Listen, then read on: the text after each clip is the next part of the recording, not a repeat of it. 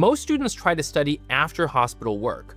That's why they fail at board prep during clerkships. Studying after a long day in the hospital sounds good, but almost never works. Instead, morning study will change everything. To understand this, let's figure out why evening study typically fails. Einstein said, in theory and practice are the same.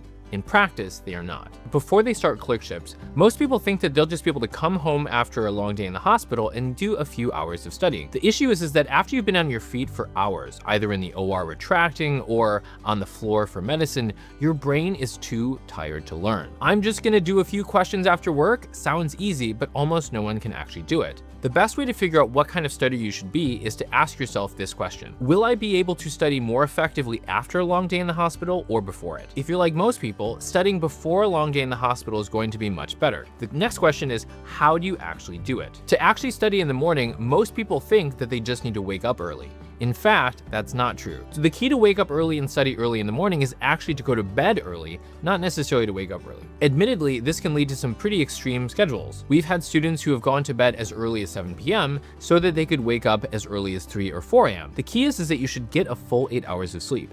I know this sounds crazy, but let me repeat this again. I had a student recently who had never ever honored a shelf exam before. She wanted to match into dermatology, so she needed to get both honors in her last shelf exams, and she also wanted to get a 260 plus on her step 2. To help them maximally, we monitor students closely, so I knew exactly how many questions and how many flashcards and how many videos she was watching every single day.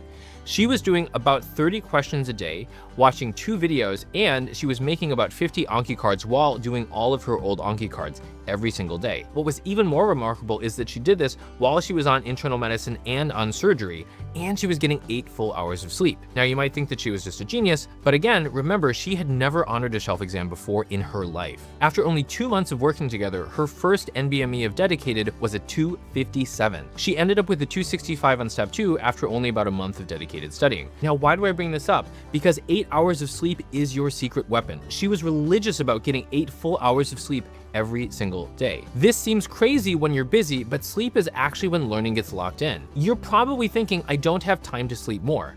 The issue with that, in reality, when I tell myself that, it is almost always the reverse. In other words, because I'm not sleeping more, I do not have time. When I'm not sleeping enough, doing anything, including learning and studying, takes much longer. If you're a medical student or a doctor preparing for either the USMLEs or COMLEX or one of your medical board exams, then be sure to sign up for our free 14-step program where we'll walk you through the most efficient ways for you to improve your score in a short period of time. And if you're interested in getting there faster, be sure to book a free call with our team where we'll break down what it is that's holding you back and, if it makes sense, explain how it is that we can help you to get there more efficiently.